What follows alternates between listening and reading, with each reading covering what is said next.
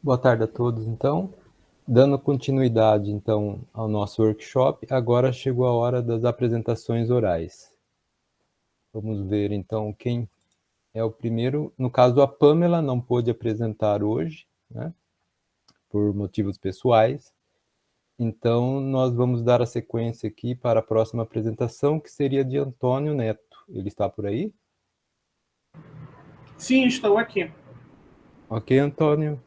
Quando você quiser, você já pode começar a sua apresentação. Lembrando que você tem, então, 15 minutos de apresentação e depois mais 5 para questões. Tá bom. Boa sorte.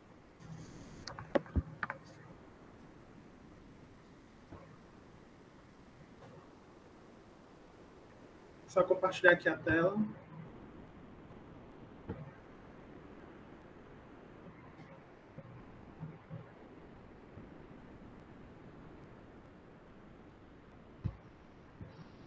Bom, o meu trabalho tem como título Estudo Estrutural dos cristais de hemolibidato de alumínio obtido pelo método de coprecipitação. Vou iniciar falando da introdução, tá? Falando um pouco sobre a família A2MO43, que é onde o hemolibidato de alumínio ele está introduzido nessa família. Tá? Então, falando desde o início, que as primeiras cerâmicas a serem reportadas na literatura sobre essa família foram o molibdato de escândio e o molibdato de ferro. E com o avanço das pesquisas relacionadas a essa família, foi possível observar que ela, no caso a família, né, ela exibia uma transição de fase, onde saía da estrutura monoclínica para a estrutura ortorrômbica. Há materiais, né, que podem ser tanto monoclínico quanto ortorrômbico, ou só monoclínico ou só ortorrômbico. Então depende muito do estudo do material. O terceiro ponto que eu vou falar é que, após diversos estudos, né, essa família ela apresenta dois tipos de expansão térmica. A expansão térmica positiva, que é quando tem essas dimensões, né, essas dimensões elas aumentam com o aumento de temperatura. Ou uma expansão térmica negativa, quando essas dimensões são contraídas quando há o aumento de temperatura. Então, após né, esses estudos, né, de transição de fase, de expansão térmica, né, vieram outros estudos relacionados à propriedade física e química, mas eu não vou citar aqui um pouco, porque essas duas são mais citadas na literatura referente a essa família. E após isso, houve muitas aplicações referentes a essa família, como, por exemplo, utilizados no campo de microeletrônica, componentes para instrumentos ópticos. Outra aplicação também relacionada a essa família é utilizada em testes fotocatalíticos, como foi o caso do molibdato de ferro e tungstato de alumínio. Além disso, os materiais dessa família podem ser obtidos através de sínteses físicas, como, por exemplo, reação por estado sólido, e síntese química, como o próprio título do trabalho já propõe, né, que é o método de coprecipitação. Bom, aqui eu fiz uma espécie de revisão da literatura, só para a gente ter um conhecimento né, sobre a família, né, que o molibdato de alumínio ele pertence. Né. Aqui eu tenho a fórmula química A2MO43, tá?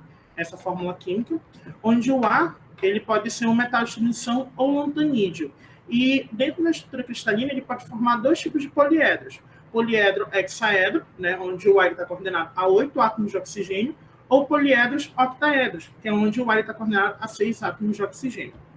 Já o M, ele é um cátion e ele pode ser tanto tungstênio quanto molibdênio. Com isso, ele acaba formando poliedro tetraedro. Aqui na figura 1, eu tenho a estrutura monoclínica no molibdato de gadolínio, só para a gente ter mais ou menos uma ideia né, de como é a estrutura cristalina de um outro material dessa família. E aqui no poliedro laranja eu tenho o gadolínio coordenado a 8 átomos de oxigênio, tá? Onde ele forma um poliedro hexaedro, e em verde eu tenho um poliedro tetraedro. Aqui na figura 2 tem a estrutura ortorrômbica do tungstato de ítrio, onde no poliedro azul é um poliedro octaedro, onde está coordenado a 6 átomos de oxigênio, e em verde tem um poliedro tetraedro. Bom, aqui na tabela 1 eu tenho uma espécie de resumo referente à síntese dos tungstatos e molibdatos da família 2.143.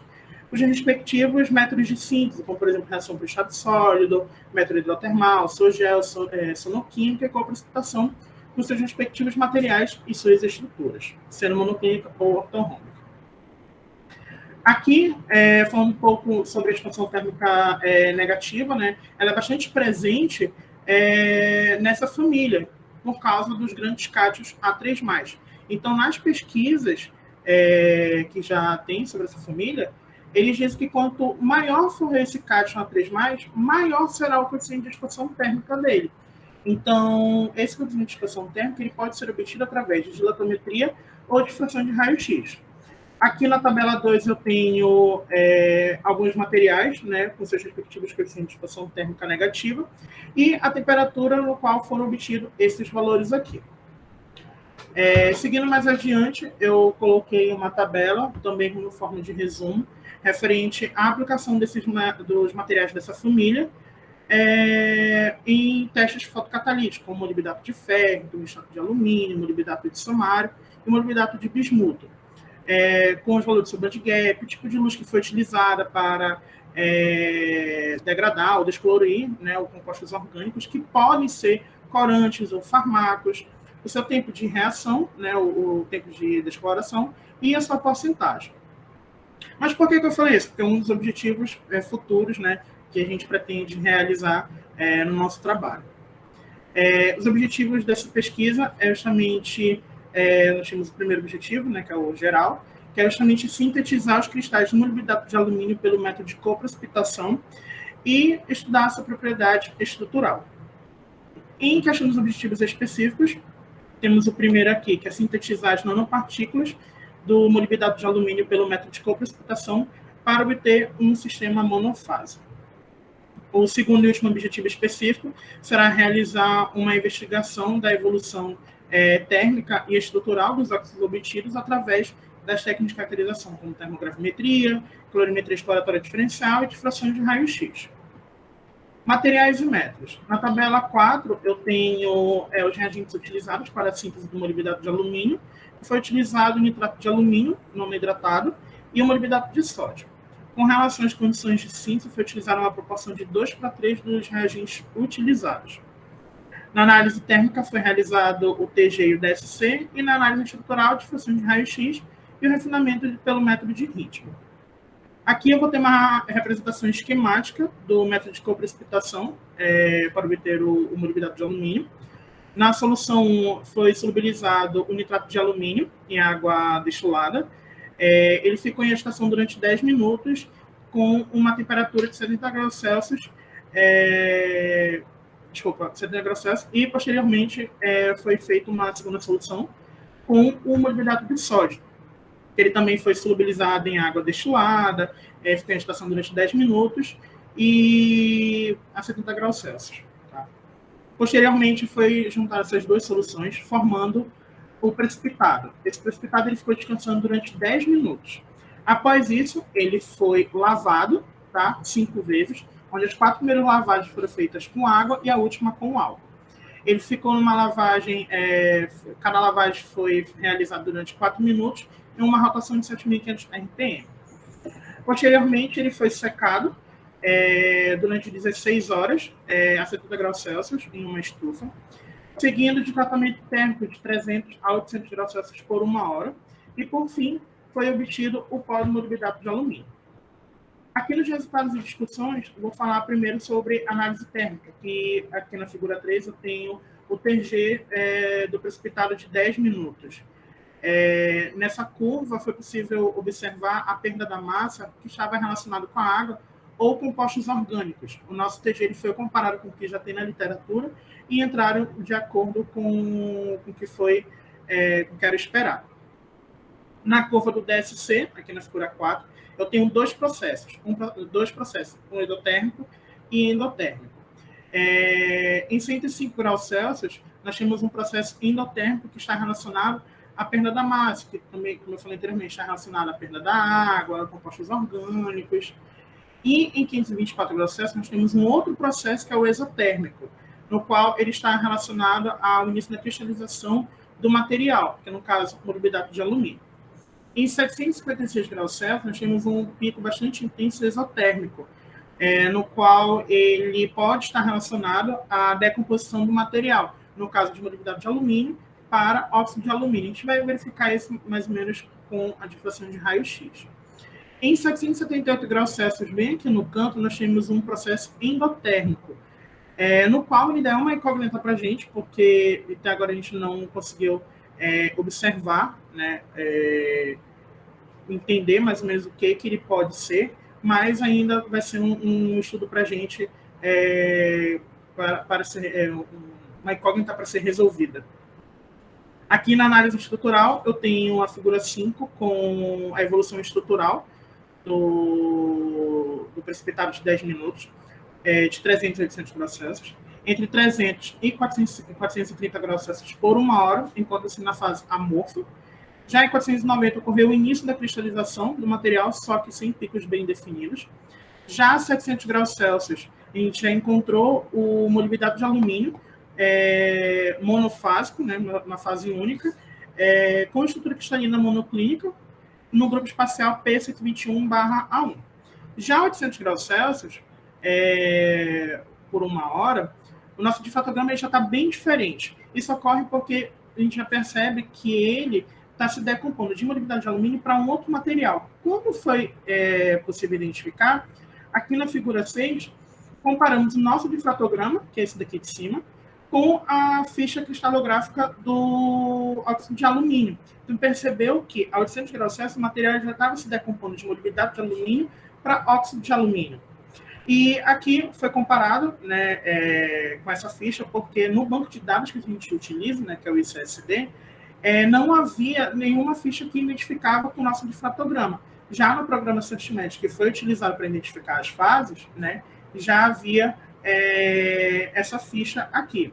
Então, temos sim o óxido de alumínio com uma estrutura cristalina ortorrômica no grupo espacial P222. Após isso, foi realizado o refinamento pelo método de Ritchie do molibdato de alumínio, obtido a 700 graus Celsius por 1 hora. Aqui a gente percebe que o gráfico ele convergiu muito bem, né?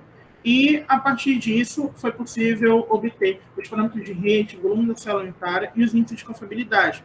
Também podemos perceber que convergiu muito bem para um bom refinamento.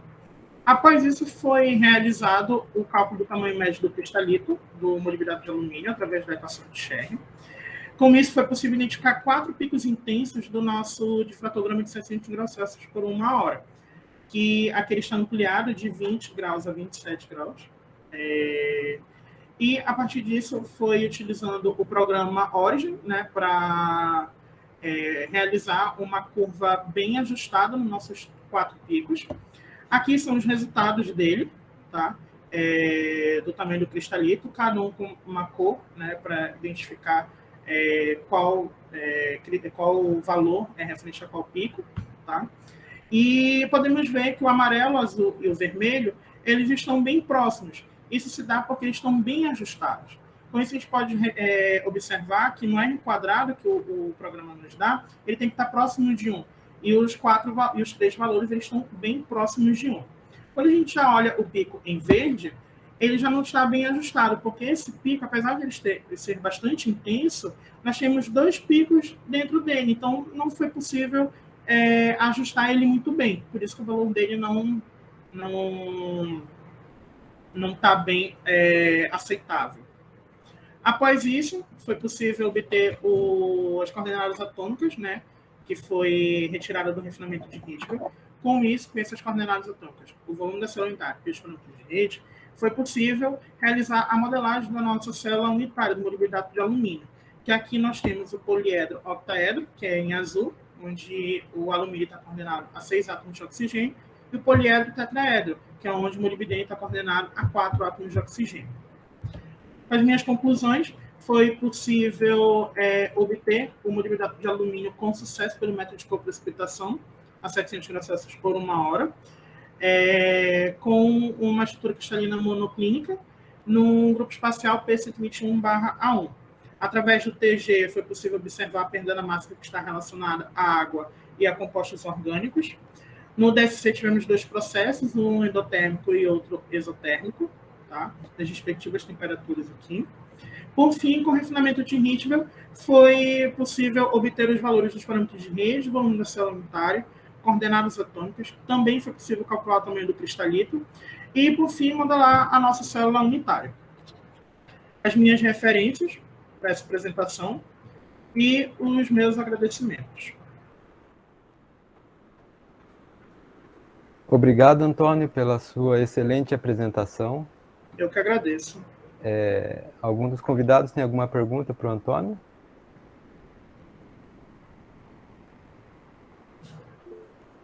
O Ramon levantou a mão. Pode falar, Ramon. Olá, Antônio, tudo bem? Olá, Ramon, estou bem, e você? Tudo certo. Antônio, esse material, vocês aplicam em que... Quais são as aplicações dele?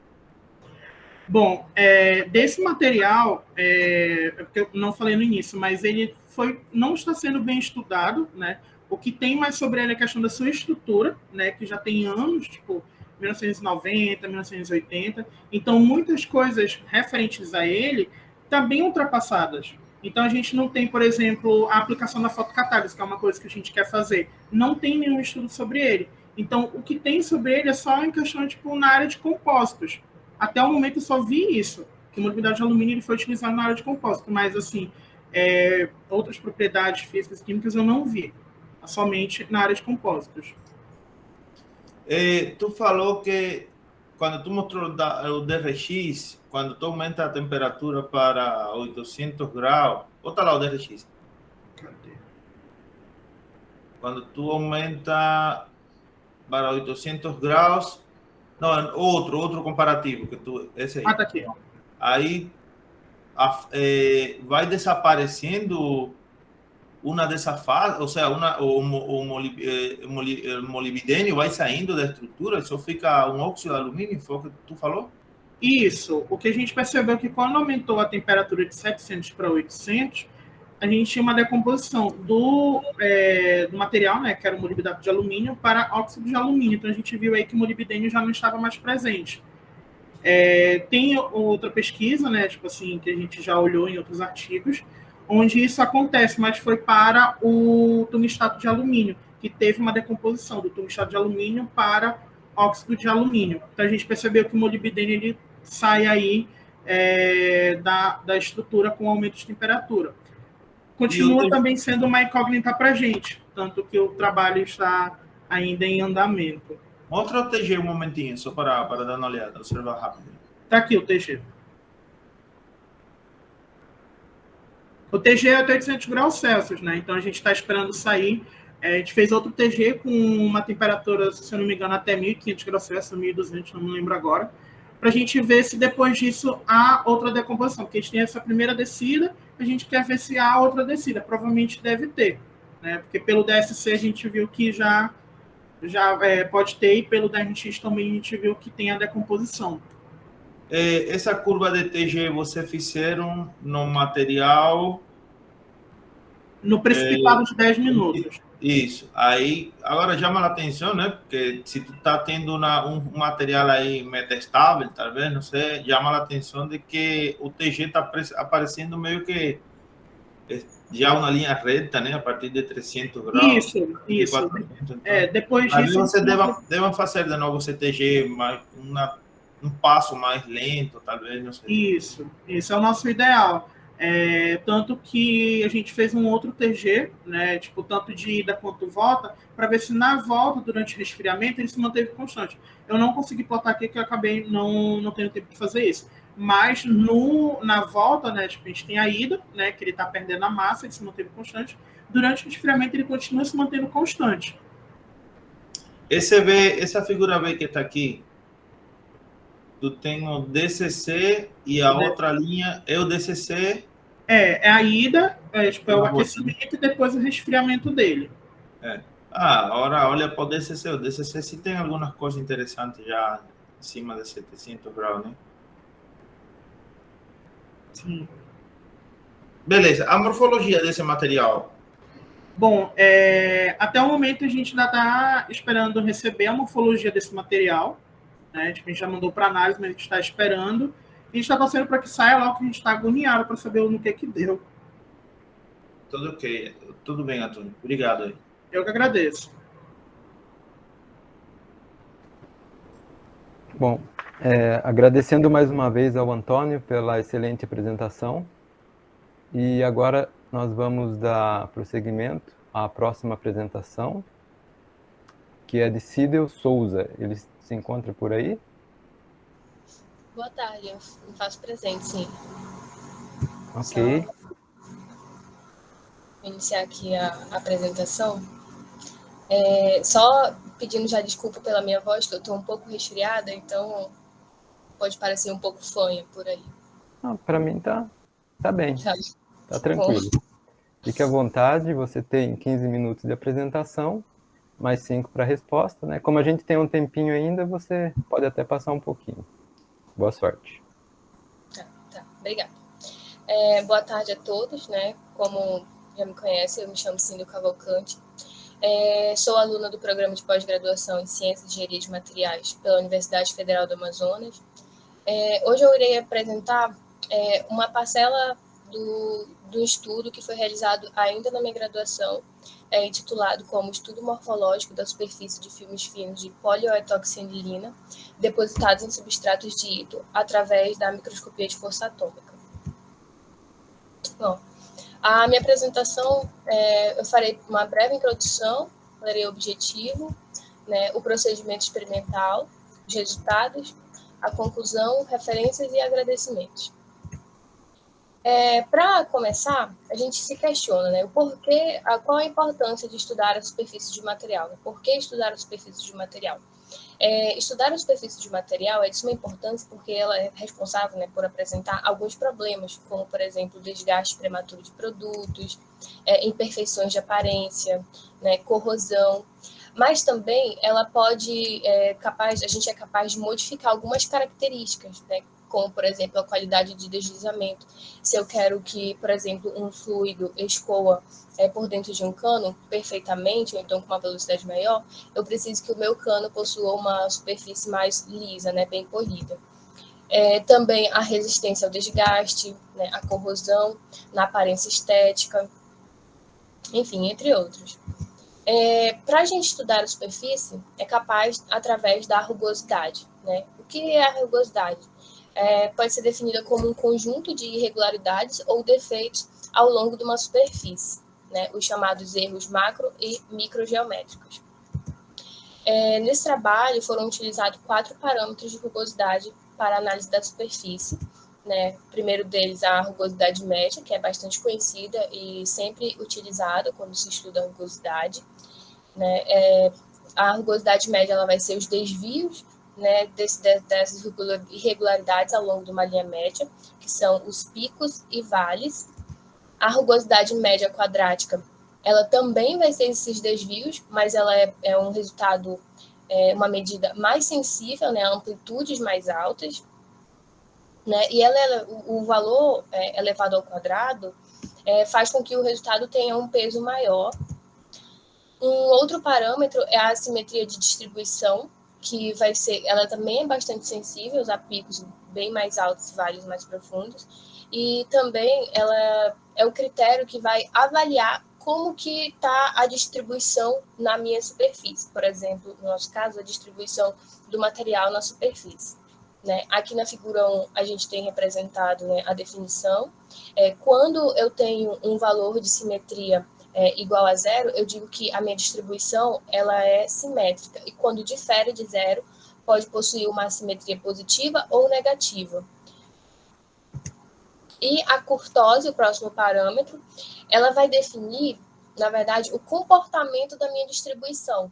Né? Se ela vai ter uma distribuição leptocúrtica, quando os valores são maiores que 3, ou platicúrtica, quando são menores que 3. Né? E eu digo, quando esse valor for igual a 3, é uma distribuição normal, nem tão pontiaguda e nem tão achatada. É uma distribuição normal e a gente chama de mesocúrtica. Conhecendo brevemente sobre o meu material de estudo, né, desse trabalho, que foi a polioetoxanilina, também chamada como POEA. A apoiar, ela é derivada da polianilina, que é um polímero intrinsecamente condutor, apresenta essa estrutura, né, contendo anéis benzênicos e quinoides.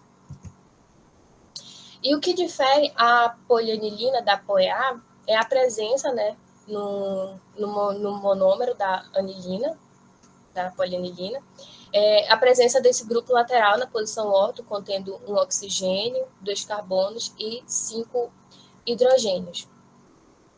Aqui tem a representação da estrutura na fase de base e sal de esmeraldina. E a POA, ela apresenta um grande potencial para a proteção de metais contra a corrosão. Para estudar o meu material, a caracterização foi feita através da microscopia de força atômica, né? O FM ele foi desenvolvido por Binet, Pitt e Gerber em 1986. Né? O FM ele faz parte da família de microscópio de varredura por sonda, né? Que se utiliza uma ponta para gerar a imagem. E ele é oriundo do microscópio de tunelamento. Né? E o que difere eles dois é que, além de produzir imagens de amostras condutoras e semicondutoras, o EFM ele produz imagens também de amostras isolantes. E ele funciona medindo forças de interação entre os átomos da ponta e da superfície. Aqui na figura 5, a gente tem uma representação esquemática do processo de funcionamento do EFM.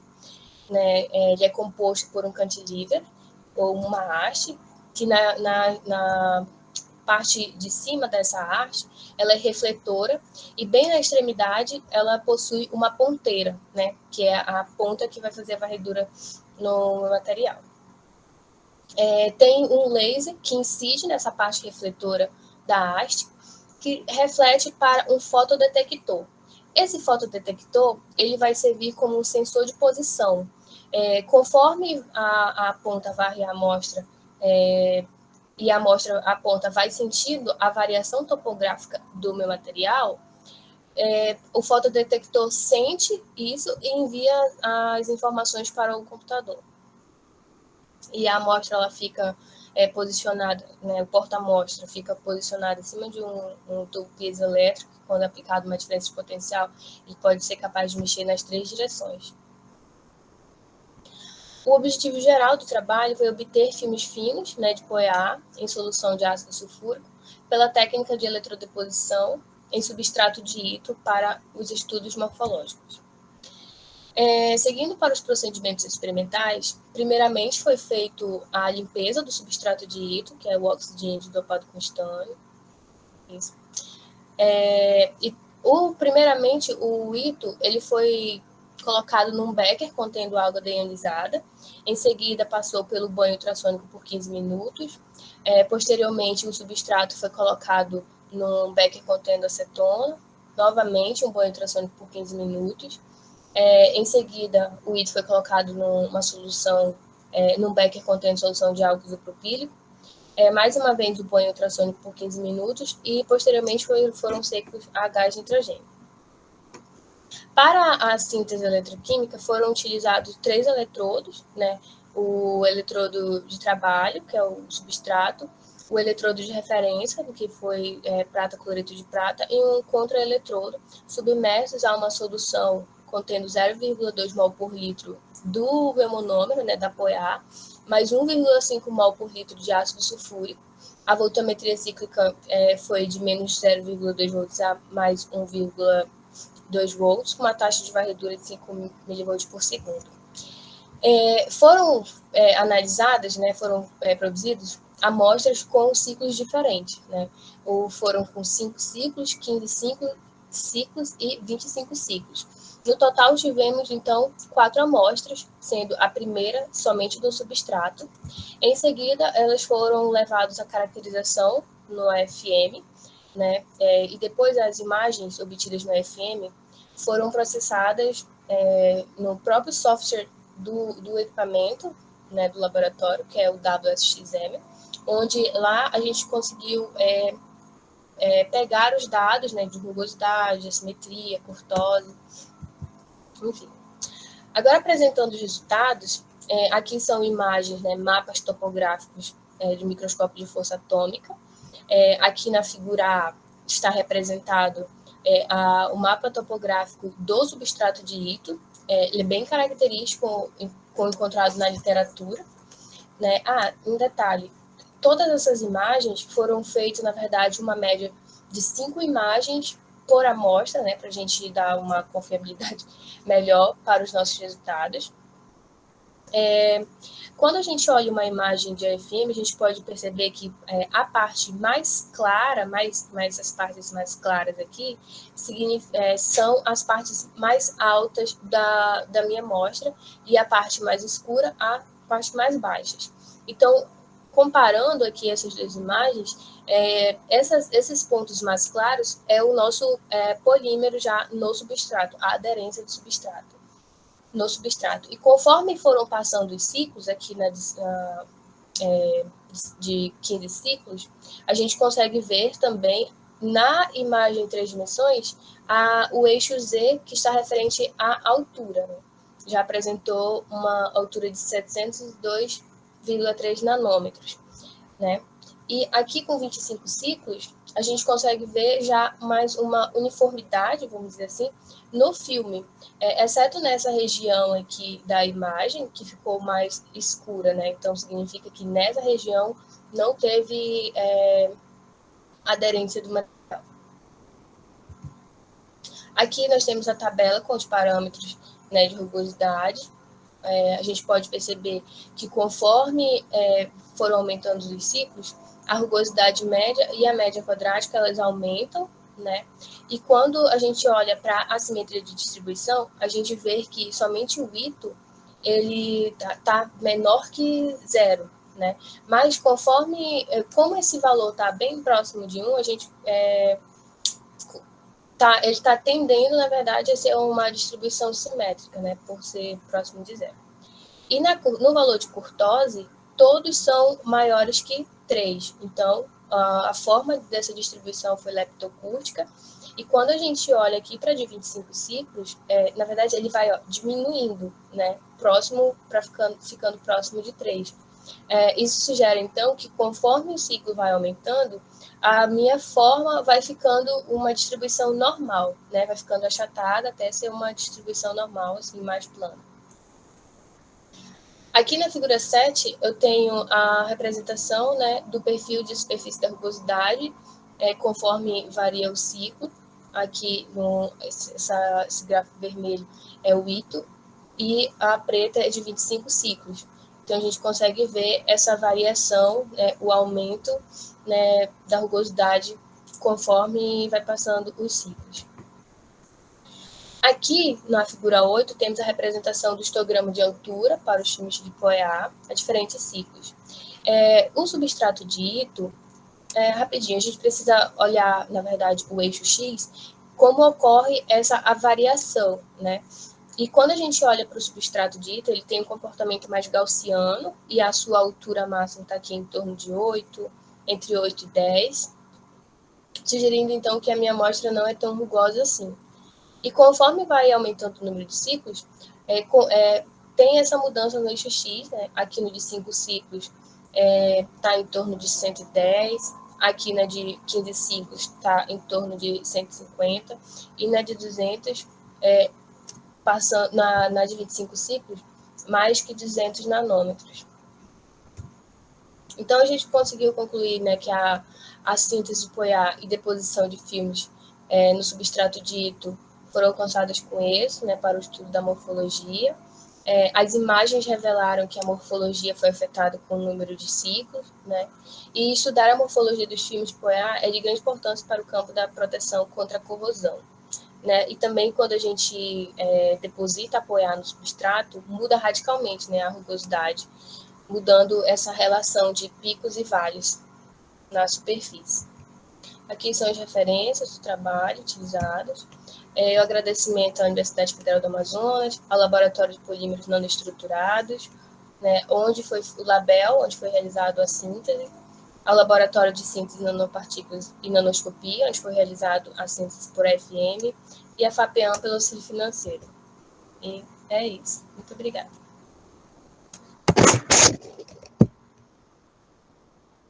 Obrigado, Sindel. Mais uma apresentação aí com excelente qualidade. Algum participante gostaria de fazer uma pergunta? Fique à vontade. Professor Ramon, por favor. Olá, Sindel, tudo bem? Tudo bem, professor. Trabalha com o professor Fidel, hein? Fidel Guerreiro? Ele sempre gosta de chamar os alunos dele de filha, eu sou uma filha postiça. Ele tem sido meu orientador esse ano na pós-graduação, me ajudado bastante. Que ótimo. Fidel foi meu supervisor de tese de mestrado, sabe? É uma ótima pessoa e vai lhe ajudar muito. Então, aproveite esse pai que você ganhou aí. Obrigada. Deixa eu te perguntar sobre teu trabalho, uma coisa.